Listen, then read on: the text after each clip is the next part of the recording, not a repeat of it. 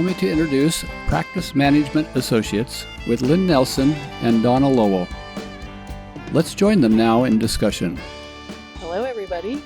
Hi. We're going to talk with you today about something that is very near and dear to our hearts. And it is a program that we put together some time ago that is designed for all practices so that they can be prepared for the unforeseen.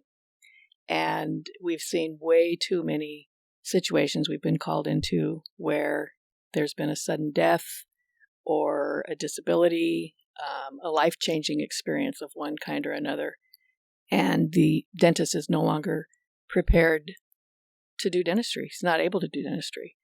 And catastrophic things begin to happen the minute that the practitioner is no longer able to provide dentistry. And so we came up with a plan that helps practices to be always in a ready sale position, no matter what comes their way. And it also keeps them, should they decide to sell their practice, they find themselves in a situation where they have everything they need. It's been updated regularly, and they're good to go.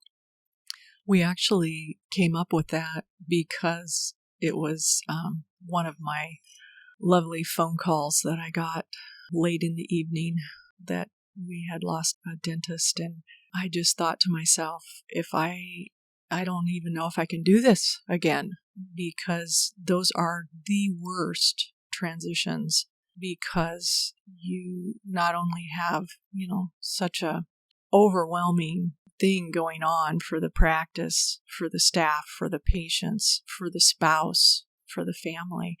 You've got a time clock ticking in your head the minute you get that phone call. The longer that practice sits, the less likely it is that it will be sold beyond a chart sale, and chart sales are never fun.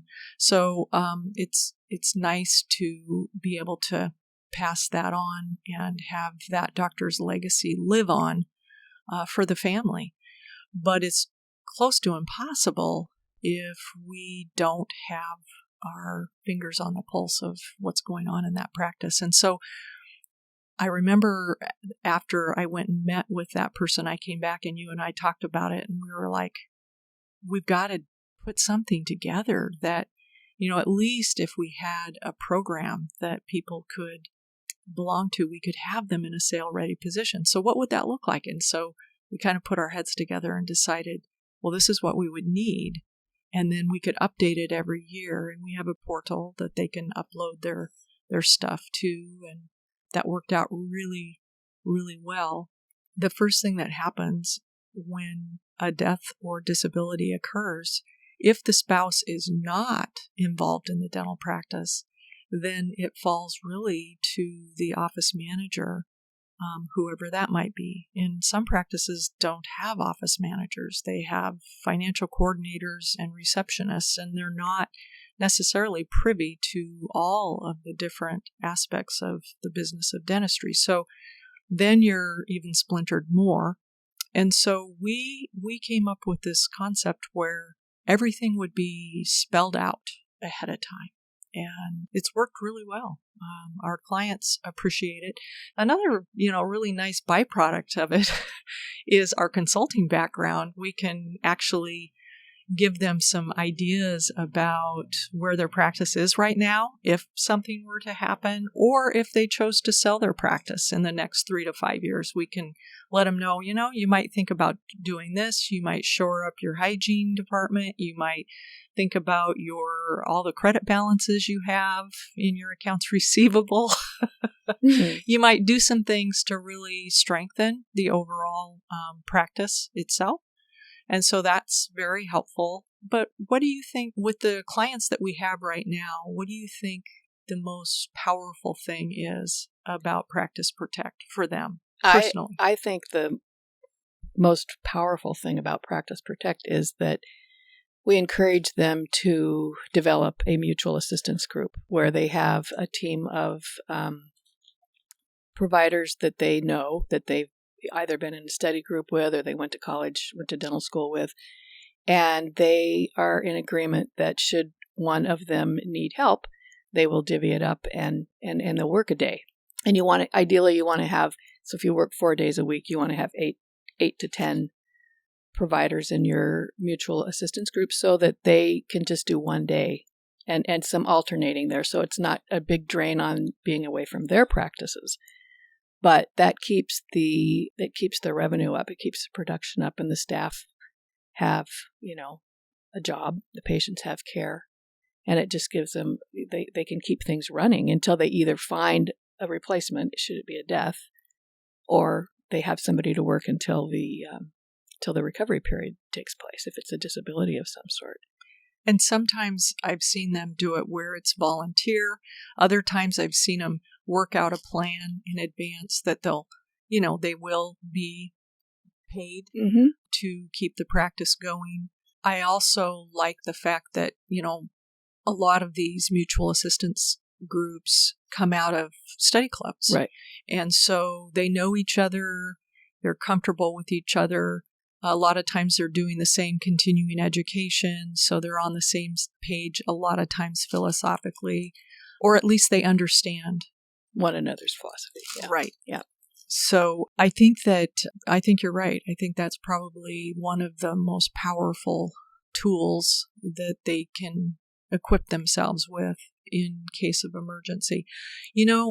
It's kind of like insurance. If you have it, you're not going to need it. But if you don't, that's the practices that really have a tough time. And it's just, things can happen. And I know we've had plane accidents, private pilots.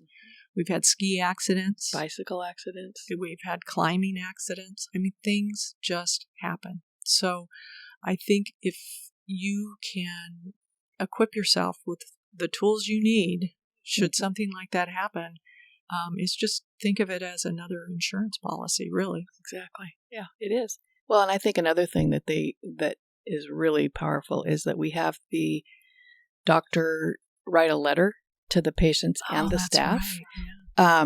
Should it be needed, it's in their file that if you're getting this letter, it's, something is happening. But I thought about it.